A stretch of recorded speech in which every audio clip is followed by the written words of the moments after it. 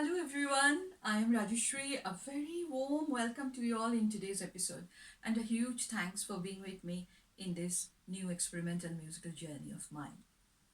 Today, as the title suggests, we all know that we will be exploring a 21st century composer and his compound genre. This is the first time I am exploring the music and the composer of 21st century. So the question comes, why did I choose this particular composer and his music? As I have mentioned, that his music is from a compound genre. In my last episode, which was on Clara Schumann, I did choose my music from a compound genre as well. The song was written by the famous German poet Frederick Ruckert, and Robert Schumann chose it, and Clara Schumann composed the music and played it all over Europe. But there is an uniqueness about this compound genre. And to explain that, again, I have to go back to the Schumann. Once, Robert Schumann actually told Clara Schumann that the composer, and only the composer, knows how to present his compositions. If you think you could do it better, little Clara, that would be as if a painter, for example, wanted to make a tree better than God had done. That was Robert Schumann's philosophy. Now, our composer has taken this philosophy one step further. He writes his own poems and he composes his own music and he plays it. So, it is the same heart, same brain, same sets of emotions create the whole thing. So I found that uniqueness in his compound genre. Before I go to the second reason, let me tell you, he is a gifted poet. He is a very accomplished pianist, of course a composer, a music teacher and music educator, and he is none other than James Billingham. I'm very fortunate. He is my piano teacher and my mentor. Now, why I reveal his name at this point? Because I wanted to read out the poem for all of you. Then it would be very easy for me to tell you and explain to you the other reasons. The poem called The Card, Sleigh Ride, in memory of yesterday. The card was old and showed its age. The snowflakes peeling from the page. I smelt the time that it had spent. I felt the surface worn and bent. You came to mind so clearly. You smiled and loved so dearly. We shared a moment once again. We always do, my faithful friend. So sure we were of time. So short we were of time. Yet the card, snowflakes, smell and touch, closed again, my friend, still loved very much. Sorry. This is the story of all of our lives. Because at some point in our lives, we lost one of our dear ones, and irrespective of our religious belief, in a festive day, we do remember that person who was so dear to our heart. Obviously, because the name suggests sleigh ride, so James is referring to Christmas. But after I listened to the whole composition, I did say to James, it is, we can call it as ode to nostalgia, ode to memory, because it is an universal thing. It is an universal feeling. And now I will read out few lines from Armando Iannucci's book, and you will understand why I was so inspired to do this episode. The first thing I thought, do we need a poetry in order to represent the music? And then I have come across these few lines. If we think of music as pure abstraction, then we have a lot more expectation to the rule than we can cope with. Of all the musical instruments, the one we derive most pleasure from is the voice. It's actually quite reassuring to know that what drives much music along is a very human property, and that is language. And this poem does have a very powerful language.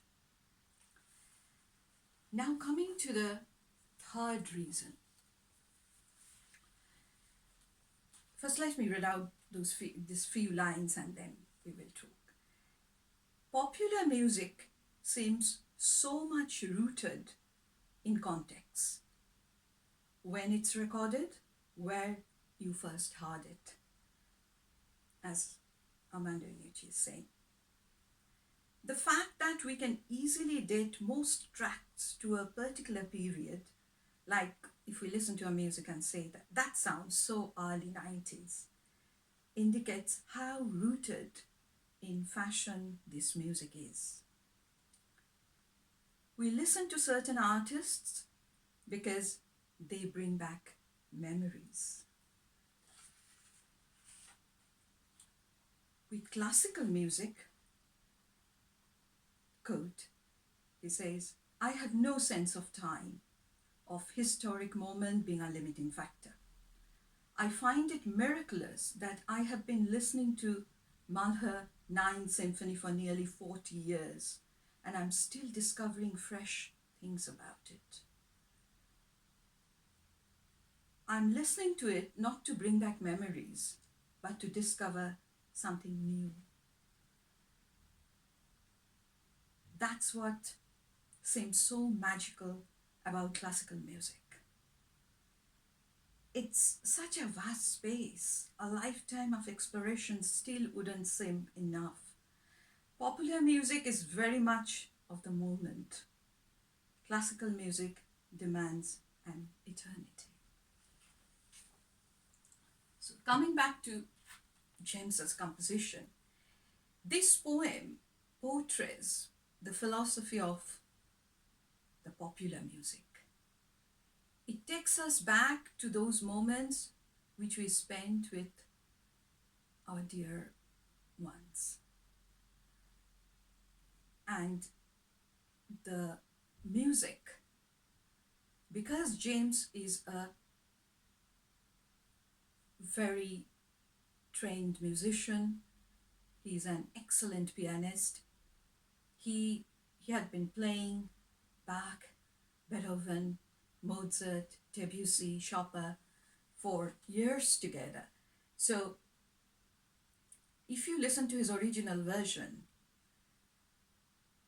you will know that it carries the cheerfulness of Mozart, the lyrical tune of Cecil Chaminade, the deep emotions of Chopin's Nocturne, and sometimes the hymnal qualities of Bach. So his music portrays the universal quality of classical music. So it has got both together. Now, the advantage of presenting a 21st century composer is when any composer composes his music, it is not always possible to write all minute details which goes on inside their mind at that time, and who usually influence their music. So in this case, after I've listened to it, I asked James that who is your favorite poet, who from whom you take inspiration, and he said William Blake. And straight away I understood why. Because let me share this little thing with you. When I was listening to the recording, I had to pause after I listened to the poem. In James's channel, Poetry and Piano, he recites it. I ran to a little cupboard in my bedroom. I opened it. I took out my most precious treasure, that's a little memory box. And I opened it. I took out a card with a letter, worn out, definitely. It was from my grandmother in the year 1988. I was a teenager then. She was my world. And as soon as I opened the card, believe you me, my grandmother had a beautiful, long, thick black hair, and she used to use a particular hair oil which has got a floral, herbal fragrance. I left India in 1998. So many years have gone past. I went back there many a times to meet my family, but this particular brand of hair oil was discontinued, and I didn't smell it for years together. So I thought I have forgotten it.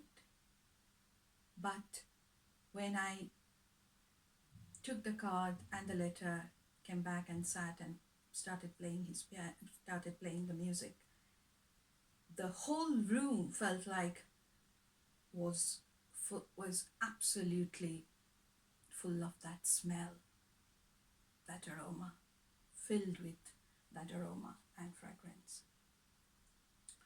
So here comes Blake and his sensory language. We can't forget the chimney sweeper. We can't forget the tiger, London, and Jerusalem as a part of his poem Milton. So I think that's how you get the opportunity to know the composer whose music you are playing. But obviously I have improvised it, but I would request you all, if you could go to his channel, which he recently started, called Piano and Poetry. I'll put the detail in the description box. And listen to the poetry and the music. There are many other poetries and the compositions. After a long day with a tired brain,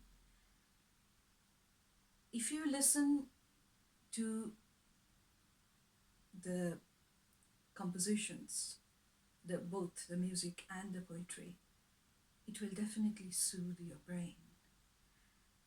And if you are a pianist, it would be very difficult for you to resist yourself not to play it in your piano. And Kindly here has actually provided the sheet music as well. And when a festival comes, if you want to remember your loved ones, you can always play this music or recite this beautiful poem. So, on that note, let me go ahead and play today's music. But I'm going to play an improvised version, and I have added just 2 bars of music from a very famous song, which was a favorite one of my grandma's favorite one, and it is again written, composed by Tagore, the Nobel laureate. He is from my place, Bengal, in India. So I've just borrowed 2 bars of music, which means "Do remember me." And I have a small request for all of you, that today I will thank you all for listening to the narrative, and if you want to join with me whilst I play the music, because I want all of us to connect to our individual loved ones. And you might start a conversation, which I would love to do with my grandmother.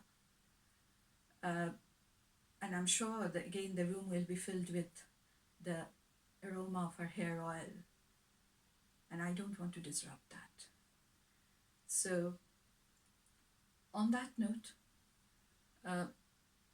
let me go ahead and play the music. And I hope we all can enjoy it within our very personal space, our little comfort zone, where we want to be with that loved one whom we have lost, unfortunately. Thank you very much.